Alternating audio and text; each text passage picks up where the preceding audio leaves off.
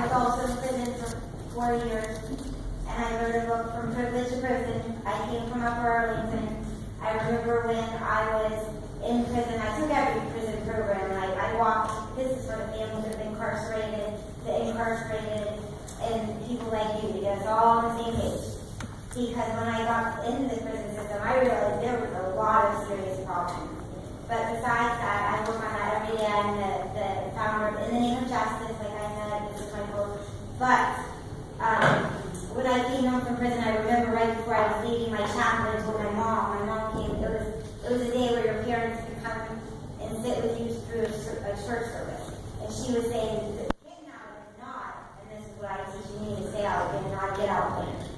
And getting out is not the easy part. So everybody in this room, your family members are about to get out, or your loved ones, staying out is going to be the hard part. There are so many obstacles that they're going to face, and you guys, they're going to fall sometimes, and you're going to have to pick them back up a few times. And they don't have support; they're in big trouble. So it's so nice to see some family members here. And I was wondering, this chaplain's in Westville. What is she talking about? I am getting out of prison. I can't wait to get out. And then when I came out, and I came out running out of prison like Nelson Mandela, because I had, taken all these programs, I had changed my life. But guess what? My family didn't know that yet. They weren't ready for me. Society wasn't ready for me. I wanted to leap in everyone's arms, and I got every door slammed in my face. And within a year, I remember getting out, and I was blessed enough to have my mom drive me to places she didn't want me to live with her yet. Or ever, probably. And I really didn't want to live with her either. And so we were driving around looking for places to rent to me. Nobody. And they all said 7 to 5 years. And so and I don't even know if this is upon the date of my charge or the date of my release from prison. I still can't figure that out. But, no one wanted me, and no one wanted to rent me. And then no one wanted to give me a job. And within a year, you can check my records if you guys whatever check. I was in the hospital with slit wrists. God forgive me. But it was awful. It was God awful. And today, I created a job that makes no money for myself so that I can teach people and families to be prepared for what I wasn't. And the thing you brought up about the girl, I know, the girl right now who was pregnant. I live in a very bad neighborhood. And she's pregnant, and the doctor at age 17 in high school had ordered her not to go to school. She caught a truancy charge. She has a twin sister who works at Wendy's.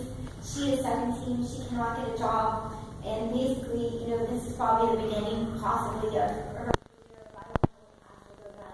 Because at age 17, and I brought this up to many people, she got a truancy charge. Her parents, and she did, I believe, at a certain age,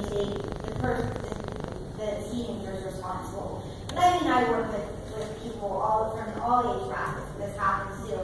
And I also love my Uncle John very much, but he's a judge that was on the Court of Appeals for years and on the Court of Common Pleas. He's had 7 DUIs in possession of cocaine. Never once did he lose his judgeship. Never once did my uncle lose his job. I love him. He has changed his life, but I can't tell you to relapse. Until he got okay, but he didn't lose his job. So if he can keep his job, and everyone can keep forgiving my uncle, I don't know why people can't, forgive everybody.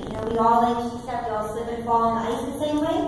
We all make mistakes, and some are very bad, and yes, unfortunately you're not going to be able to come home from prison.